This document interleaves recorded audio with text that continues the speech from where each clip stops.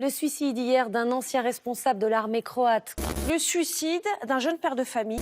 Il est possible que les médias, quand ils traitent du suicide, participent à entraîner une contagion suicidaire.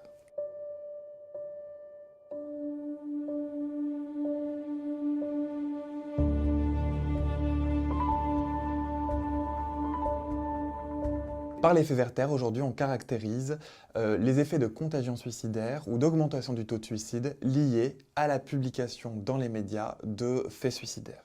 L'effet Werther, ça vient de la publication du roman de Goethe, où le héros se suicide parce qu'il a été éconduit par Charlotte.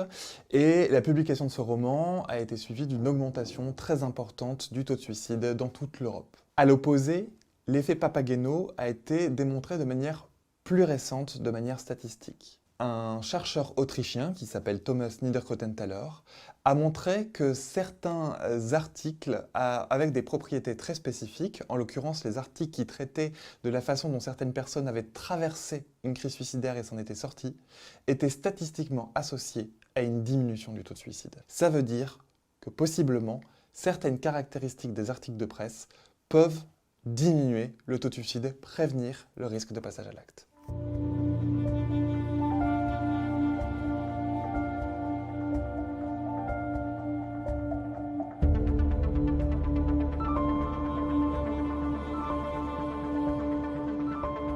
Le suicide, c'est pas un sujet journalistique comme un autre. Avec le suicide, c'est l'impact du traitement journalistique qui se fait extrêmement concret, direct et qui porte sur les vies des personnes qui lisent les articles. On pourrait être tenté, quand on est journaliste, du coup, de ne pas parler du suicide pour éviter ce risque de contagion.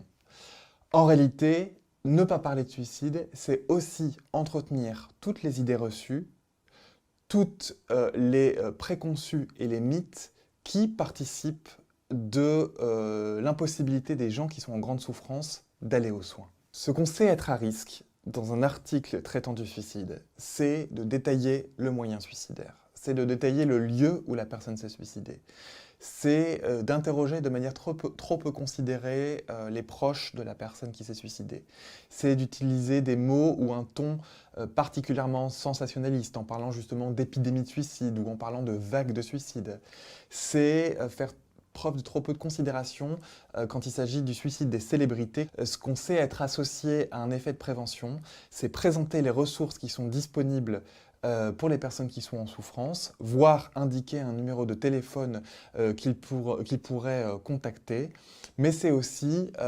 montrer ou parler de situations où les personnes ont réussi à traverser une crise suicidaire, ont réussi à éviter un passage à l'acte. De fait, le journaliste, il a une responsabilité importante en ce qui concerne le suicide. Mais cette responsabilité, c'est une responsabilité partagée que nous avons tous au niveau social. Nous, experts en santé, les journalistes et tous citoyens dans la société.